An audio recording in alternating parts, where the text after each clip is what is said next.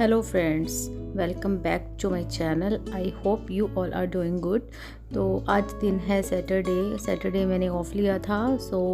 आज जो है मेरा दिन स्टार्ट हुआ है लंच से, बिकॉज़ आज मॉर्निंग में कुछ बनाया नहीं था तो सोचा एक अच्छी सी थाली प्रिपेयर कर ली जाए, समर थाली, जो कि बहुत ही देसी स्टाइल हो और सबके घरों में यूज़ हो।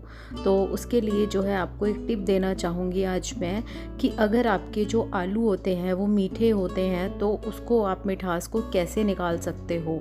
क्या होता है, हम आलू लेके आते हैं, सबसे ज़्यादा ये प्रॉब्लम हमें फेस करनी पड़ती है गर्मियों में। हम आलू चाहे महंगा ले लें, सस्ता ले लें, बट वो मीठा निकल आता है और उससे जो सब्ज़ी का टेस्ट है ना, वो बिल्कुल अच्छी नहीं बनती है। उसके लिए हमें आलूओं को काट के ना थोड़ी देर नमक वाले पानी में डिप करके रखना चाहिए। कम से कम हमें आधे से 1 घंटा उसको छोड़ देना चाहिए। उससे क्या होता है, उसकी जो मिठास होती है नमक सारी पानी में निकाल देता है। और आप एक बार ये टिप आजमा के देखिए, सच में ये काम करती है। मेरी मम्मी इस तरह से बनाया करती थी अगर आलू मीठे होते थे तो, क्योंकि मैं मीठे आलू नहीं खाती थी। तो यहाँ पे मैं बना रही हूँ सोयाबीन, आलू और पनीर की सब्ज़ी। आज साथ ही मैं आपके साथ शेयर करूँगी पानी वाली रोटी, जो कि पनीर की स्टफिंग के साथ बनेगी, और बिल्कुल ऐसी जो कि चूल्हे वाली रोटी होती है ना, वैसा ही आपको टेस्ट आएगा। एक बार ज़रूर ट्राई करना।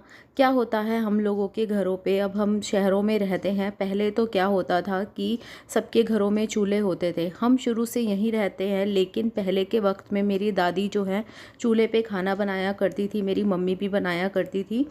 मैं भी उस टाइम छोटी थी तो देख के मुझे सब आता है, बट अब जो है स्पेस कम है घरों में, छोटे छोटे घर हैं, तो हम चूल्हा नहीं घर पे बना सकते।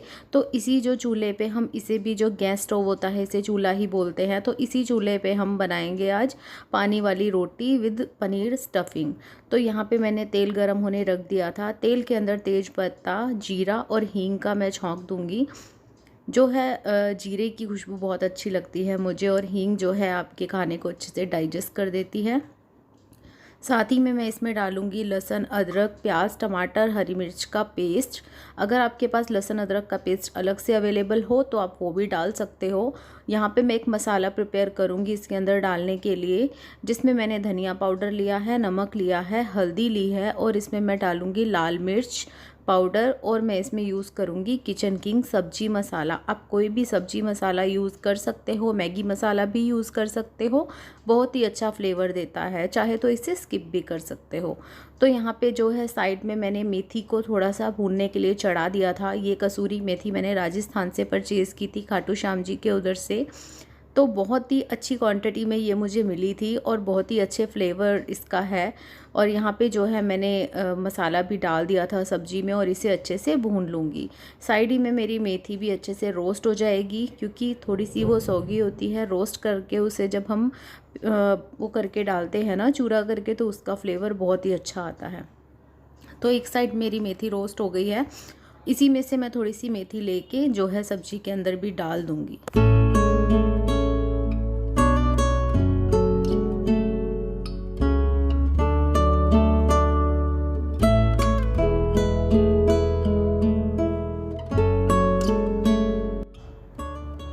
तो सोयाबीन को जो है मैंने अच्छे से बॉईल कर लिया था।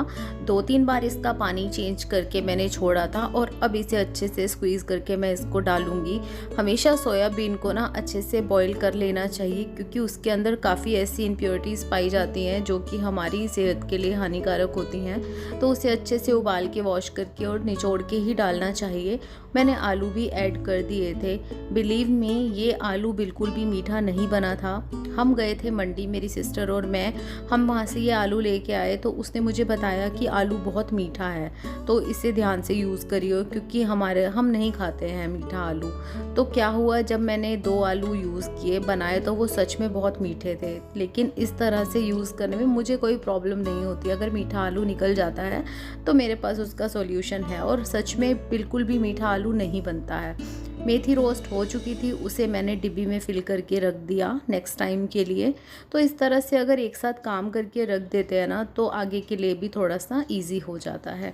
साथ के साथ मैं काउंटर टॉप भी क्लीन कर लूँगी, क्योंकि जब हम खाना बनाते हैं तो बहुत ज़्यादा मैस हो जाता है। और मेरा काउंटर टॉप बहुत छोटा है, आप देख पा रहे होंगे, बस इतना सा ही मेरे पास किचन का स्पेस है, इसी में मुझे एडजस्ट करना होता है। ज़्यादा खाना बनाने में मुझे थोड़ी सी प्रॉब्लम होती है, बट करना पड़ता है। यहाँ पे मैं सैलेड काट लूँगी, उसके लिए मैं खीरा और प्याज ही बस कट करूँगी। प्याज के जो है मैं छले बना लूँगी, और जो ये खीरा है ना, इसे मैंने जैसे स्कूल में हमारे सिखाया जाता था ना उस तरीके से कट किया है। जो पिलर होता है ना उसके शार्प जो साइड में जिगजैग बने होते हैं उससे क्रश करके और फिर इस तरह से काटने पे बड़ी सुंदर ही शेप आ जाती है। ये हमें स्कूल में सिखाया गया था। और यहाँ पे जो मैं बनाऊँगी कुल्हड़ वाली लस्सी, थोड़ा सा ही दही रखा हुआ था और मेरा मन था इस खाने के साथ लस्सी लेने का, तो मैंने वो भी बना ली थी। साथ के साथ ही ये कुल्हड़ बहुत दिन पहले से मैंने ख़रीदा था और ये मेरे पास रखे हुए हैं। और यहाँ पे मैं बना रही हूँ रोटी पानी वाली। इसके लिए आपको रोटी को बेल लेना है, आटा थोड़ा सॉफ्ट साइड पे लगेगा इसका, और पनीर की स्टफिंग करके थोड़ा सा इसमें गरम मसाला डाल के, नमक तो आटे में ऑलरेडी होता है, और यहाँ पे जो है अच्छे से मैं इसको बेल लूँगी। इसे बेलने के लिए सूखे आटे का ही यूज़ करेंगे हम, क्योंकि जब हम स्टफिंग पनीर की कर देते हैं तो फिर बिना सूखे आटे के वो नहीं बनेगी। तो इसीलिए थोड़ा सा सूखा आटा लगा के, ज़्यादा यूज़ नहीं करेंगे आटा हम इसमें, थोड़ा सा ही लगा के इसको बेल लेंगे अच्छे से। और बेलने के बाद हम इसमें पानी का यूज़ करेंगे।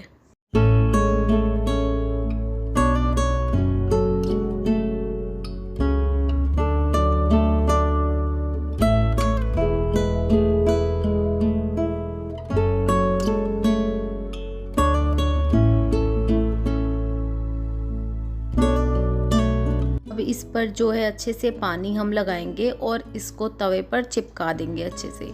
इसे हमें अलट पलट करके नहीं पकाना है।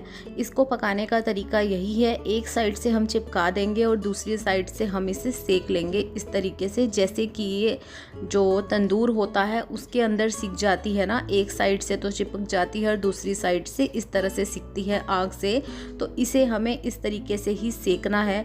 बहुत ही सॉफ्ट और बहुत ही टेस्टी और क्रिस्पी, आप इसे क्रिस्पी भी बोलेंगे और सॉफ्ट भी, क्योंकि अंदर से बहुत सॉफ्ट होती है और एकदम क्रिस्प हो जाता है इसका ऊपर का लेयर, और बहुत ही टेस्टी लगती है। आप इसे बटर लगा के सर्व कर सकते हैं।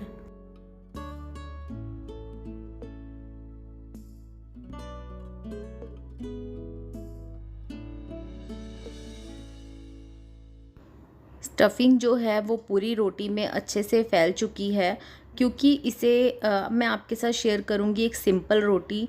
मेरा जो बेटा है वो स्टफिंग वाली रोटी नहीं खाता है, बट उसे तंदूर की रोटी खानी थी, तो इस तरीके से सिंपल रोटी बनाएंगे और उसके ऊपर पानी लगा के उसे अच्छे से चिपका देंगे। क्योंकि इसके अंदर हमने स्टफिंग नहीं भरी है तो ये फूल सकती है, हमें इसे फूलने नहीं देना है। उसके लिए अगर आपके पास फोक होता है तो इस तरीके से आप उसके अंदर छेद कर सकते हैं, या स्पून से या नाइफ से आप थोड़ा सा उसमें होल कर सकते हैं, जिससे कि वो रोटी फूले ना। तो सेम मेथड से इसे भी हम पका लेंगे अच्छे से, और बहुत ही अच्छी टेस्टी तंदूरी रोटी बनके तैयार हो जाएगी।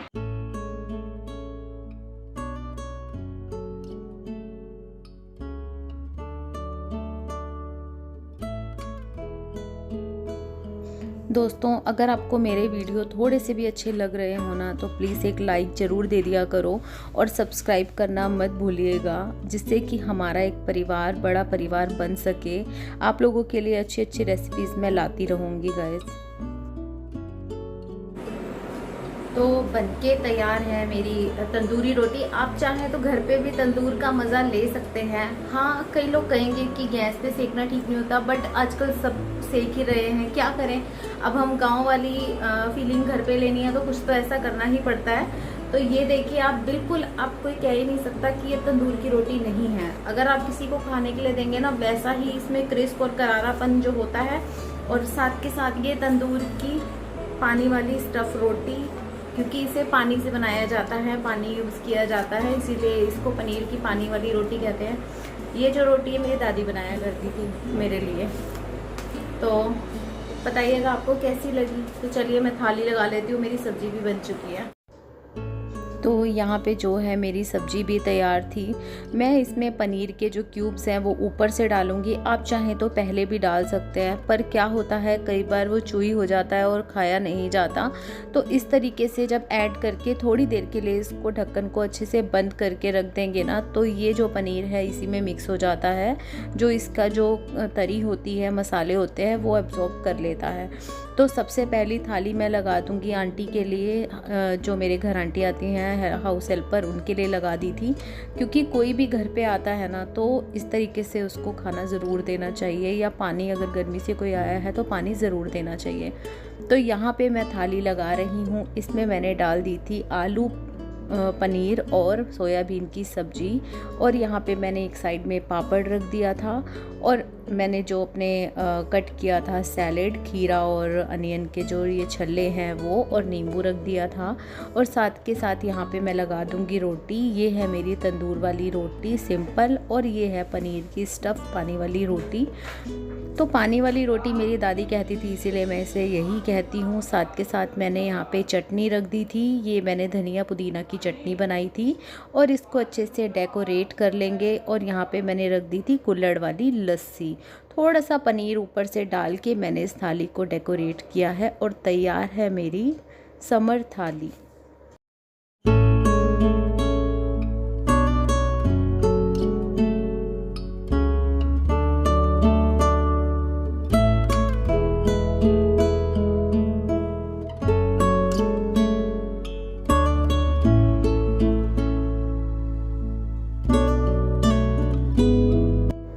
तो यहाँ पे आ चुकी थी मेरी थाली। मेरे को मेघा ने यहाँ सर्व कर दी थी, और मैं नीचे बैठ के खाना खाऊंगी। और सबसे पहले भगवान को प्रणाम, शुक्रिया कि उसने हमारे को पेट भरने के लिए खाना दिया। और यहाँ पे जो है अभी बस मैं लाइट ऑफ करके थोड़ी देर की नैप ले लूँगी, क्योंकि मैं सुबह जल्दी उठ गई थी। तो थोड़ी देर सो जाएँ तो शरीर को रेस्ट मिल जाता है। Good evening guys. तो अभी शाम हो चुकी है, 5 बज गए। मैंने नैप ले लिया था थोड़ी देर का।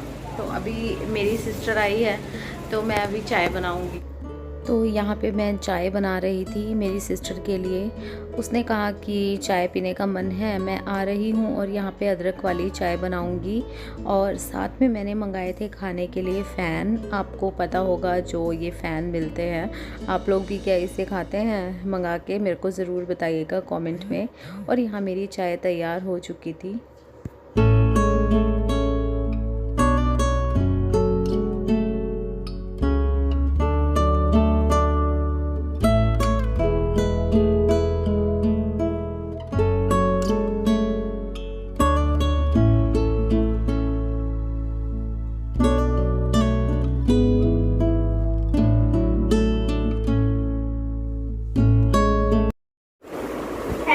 राधे राधे, कैसे हैं आप सब?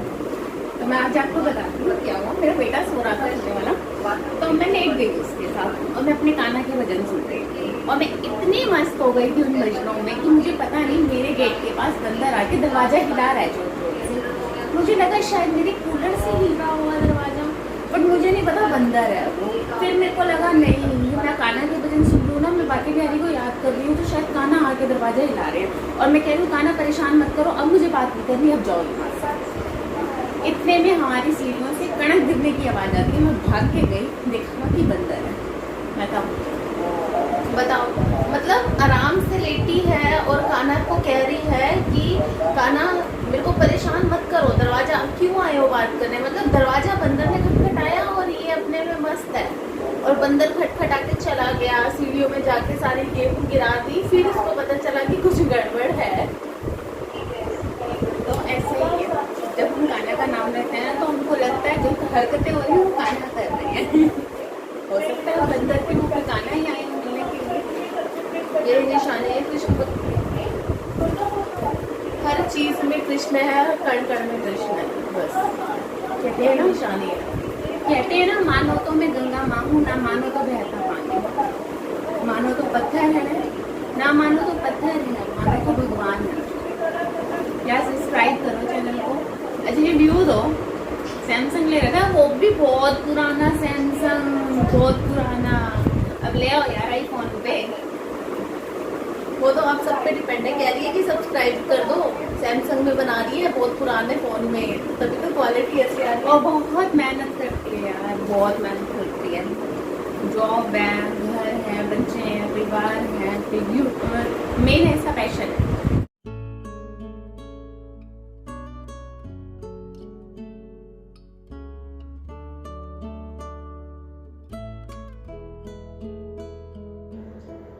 तो यहाँ पे मैं इसे दिखा रही थी दुपट्टा।